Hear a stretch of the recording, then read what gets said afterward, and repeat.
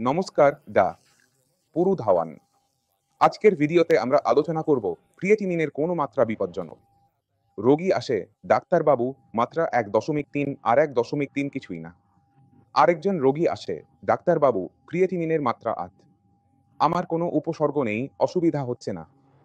আমরা দেখি যার মাত্রা স্বাভাবিকের থেকে একটু বেশি সেও এই কথাই বলছে, আর যার মাত্রা অনেক বেশি, ডায়ালিসিসের মতো অবস্থা, সেও একই কথা বলছে। এটা আসলে কি হচ্ছে? তাহলে আপনাকে বুঝতে হবে ক্রিয়েটিনিন আসলে আপনাকে কি বলছে। কারণ যখন আপনি বুঝে যাবেন এটা আপনাকে কি বলছে, তখন সেই অনুযায়ী আপনি পদক্ষেপ নিতে সক্ষম হবেন, সেই বিষয়ে ব্যবস্থা নিতে পারবেন। তাহলে যখন কিডনি খারাপ হতে শুরু করে, তখন 0 থেকে 30% পর্যন্ত আপনার ক্রিয়েটিনিনের মাত্রা বাড়বে না। যখন দুইটি কিডনির 30%-এর বেশি ক্ষতি হয়ে যাবে, তখন ক্রিয়েটিনিনের মাত্রা একটু একটু করে বাড়তে শুরু করে, তখন সেটা 1.3 হয়। মানে যখন আপনার মনে হচ্ছে যে আপনার কিডনিতে কোনো সমস্যা নেই, আপনার ক্রিয়েটিনিনের মাত্রা তো বাড়েনি, সেটা তো 1.2 নরমাল আছে, 1.3 আসছে, 1.4 আসছে। এটা উপেক্ষা করার কোনো দরকার নেই। এখানে আপনি ধরে নিন যে 30% কিডনি ইতিমধ্যেই ক্ষতিগ্রস্ত হয়েছে এবং যেটুকু কিডনি বেঁচে আছে সেটাও নষ্ট হয়ে যাবে যদি আপনি কিডনি নষ্ট হওয়ার কারণগুলো নিয়ন্ত্রণ না করেন। যেমন যদি আপনি আপনার রক্তচাপ নিয়ন্ত্রণে না রাখেন, ডায়াবেটিস নিয়ন্ত্রণে না রাখেন, তাহলে বাকি কিডনিটাও কিছু দিনের মধ্যেই নষ্ট হয়ে যাবে। তাহলে এখানে আপনাকে বুঝতে হবে যে শরীরের চেয়ে বেশি উপসর্গ দেয় না, এবং এর চেয়ে ভালো ভাগ্য আর কি হতে পারে যে কিডনি নষ্ট হচ্ছে এবং আপনি আগেভাগেই জেনে গেছেন। কারণ এই স্তরে শরীরে কোনো ধরনের উপসর্গ দেখা যায় না, আর আপনি জেনে গেছেন। এখন টেস্ট হয়েছে বলে আপনাকে জানা যাচ্ছে। যদি টেস্ট না হতো তাহলে এটাও জানা যেত না। বিপি, সুগার নিয়ন্ত্রণ করুন যাতে কিডনিতে আর কোনো ক্ষতি না হয়। যদি আপনার বিপি রাতে বাড়ে, সুগার মাঝে মাঝে বেড়ে যায়, যদি আপনি ভাবেন এতে কিডনি বেঁচে যাবে, তাহলে সেটা ঠিক নয়। কিডনিতে কি হয়, যদি কোনো একটা অংশ মারা যায়, তাহলে সেটা পাশের অংশকেও ধ্বংস করতে থাকে। তাই ডাক্তার বলেন, আরে আপনাকে তো ডায়ালিসিস করাতে হবে, আর আপনার তো আপনি জানেন ট্রান্সপ্লান্ট করাতে হবে। এখন তো ক্রিয়েটিনিন বাড়তে শুরু করেছিল, তবুও ডাক্তার বলছেন। কেন বলছেন? কারণ তিনি জানেন ভবিষ্যতে কি হতে চলেছে আপনি জানেন না। আপনি হয়তো হালকাভাবে নিতে পারেন। আপনার মনে হচ্ছে ডাক্তার আপনাকে ভয় দেখাচ্ছে, কিন্তু সে আসল সত্যিটাই বলছে।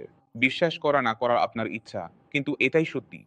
দ্বিতীয়টা হচ্ছে যখন ক্রিয়েটিনিন লেভেল 8 এর কাছাকাছি, তখন লেভেল অনেক বেশি হয়ে গেছে। তার মনে হয় আমার শরীরে কোনো উপসর্গ আসছে না। আমি ভালোভাবে খাচ্ছি দাচ্ছি। আমি তো কাজে যাচ্ছি। আমার কোনো সমস্যা নেই। আমার দিন চলে যাচ্ছে। এখন যখন ক্রিয়েটিনিন লেভেল 8, এটা দেখাচ্ছে যে কিডনি 90%-এর বেশি কাজ করা বন্ধ করে দিয়েছে।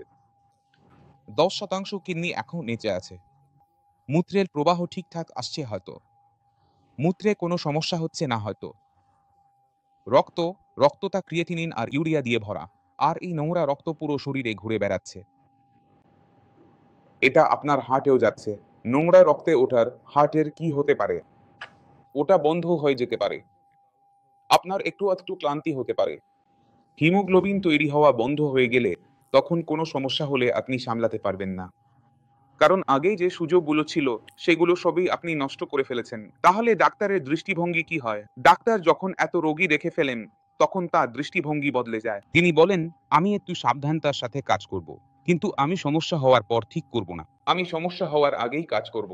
আমাদেরও আমাদের দৃষ্টিভঙ্গি বদলানো উচিত। আমরা ভাবি সবকিছুই ঠিক করার মতো, কিন্তু আমাদের শরীর, আমাদের স্বাস্থ্য যেটা একবার চলে যায়, সেটা আগের অবস্থায় ফিরিয়ে আনা খুবই কঠিন হয়। তাই এখানে রোগীর জন্য জরুরি হলো আপনি কোনো ক্রিয়েটিনিন লেভেলকেই হালকাভাবে নেবেন না। যার 8, 10, 12 ক্রিয়েটিনিন লেভেলে গিয়ে জানা যাচ্ছে কিডনি খারাপ হচ্ছে, আমি বলতে পারি সেই রোগীর কপাল খারাপ ছিল যে এত বড় সমস্যা হয়ে যাওয়ার পর জানা গেল, যেখানে কিছু করা খুবই কঠিন। যেসব রোগী দ্রুত জানতে পেরেছেন, আমি বলবো তাদের ভাগ্য ভালো ছিল।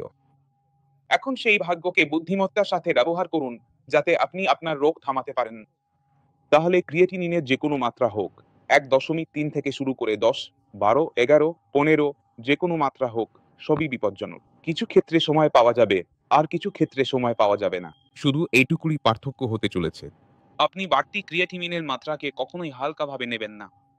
এখন যাদের ক্রিয়েটিনিন বেড়ে যায়, তারা ভাবে, আরে আমার তো হাত থেকে গাড়ি বেরিয়ে গেল, এখন আমি কি করব? গাড়ি আপনার হাত থেকে বেরিয়ে গেছে, কিন্তু যদি আপনি সঠিকভাবে রোগের মূল জায়গায় গিয়ে কাজ করেন, তাহলে আপনি এটাকে নিয়ন্ত্রণ করতে পারবেন।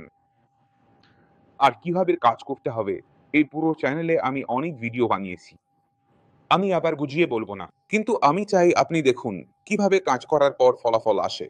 তাহলে দেখুন, যখন আমরা রোগের মূল কারণ ধরে কাজ করি, ব্লাড প্রেসার নিয়ন্ত্রণ করি, সুগার নিয়ন্ত্রণ করি, তখন কিডনির ক্ষতি হওয়ার সম্ভাবনা থেমে যায়।